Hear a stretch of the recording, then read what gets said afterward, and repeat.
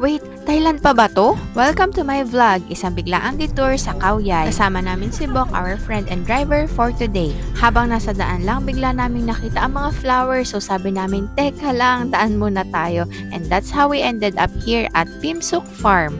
Alam nyo ba na 80 baht lang ang entrance fee, may free na itong feeding ng sheep, at only picture na talaga sa loob.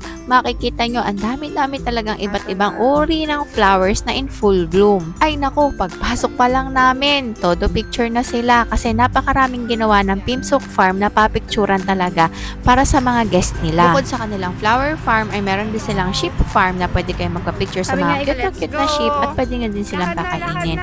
Honestly, ang ganda talaga dito. Lahat ng sulok parang postcard. Akala ko talaga noon ang Thailand is all about buildings and nightlife like Bangkok. Pero may ganito palang place, tahimik, aesthetic, malamig ang hangin, may mountain views at sobrang peaceful. Mas naging special pa kasi kasama ko sina Inay at Aleli pati ang aunties from Cavite. Hindi boring talaga magpicture pag kasama sila, no dull moments. Next stop ay ang isa sa pinakasikat na puntahan dito sa Khao Yai, ang Toscani Valley. Nag-drive kami around 30 minutes from Pimsuk Farm at pagdating pa lang, bungad agad yung hotel na parang Leaning Tower of Pisa. Pero syempre, hindi siya nakatagilid. Mas lumamig na ang panahon and sobrang perfect na place for dinner dates, strolls, or family time. At ang pinaka-bonus, walang entrance fee. Libre lang. So, naglakad-lakad lang kami, picture dito, picture doon, and once again, hanga na naman ako.